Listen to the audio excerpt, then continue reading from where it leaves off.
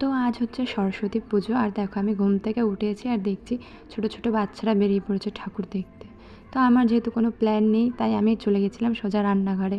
তো রান্নাঘরে গিয়ে আমি আজকে রান্না করব ভেজিটেবলস দিয়ে খিচুড়ি, আলুর দম আর বেগুনি আর পাঁপড় ভাজা। ভেবেছিলাম বানাবো, বাট বানানো হয়ে ওঠেনি কিছুই। তো আমি শুধু বানিয়েছিলাম এখানে খিচুড়ি, আর খিচুড়ি বানিয়ে টানিয়ে দিয়ে আমি চলে গেছিলাম অঞ্জলি দিতে।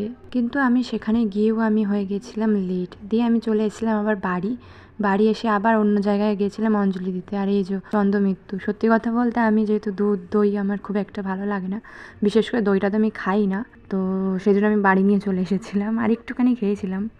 তো তারপরে সন্ধেবেলা আমি এখানে রেডি হয়ে নিচ্ছিলাম, আর ড্রেসটা আগে ওইটা পরেছিলাম, তারপরে এটা আবার চেঞ্জ করে নিয়েছিলাম আমি, কারণ আমার মায়ের আদেশ অমান্য তো করাই যাবে না একদম। কারণ আর তাছাড়া বাইরে অনেক ঠান্ডা ছিল। তো আমার দিদিকে অনেক রিকোয়েস্ট করার পর ও আমার গিফটটাকে প্যাকিং করে দিচ্ছিল, আর তারপরে আমরা 5 জন মিলে চলে গেলাম। আমি মনে হয় একাই, যে শাড়িও পরেনি, ঠাকুরও দেখতে বেরোয়নি।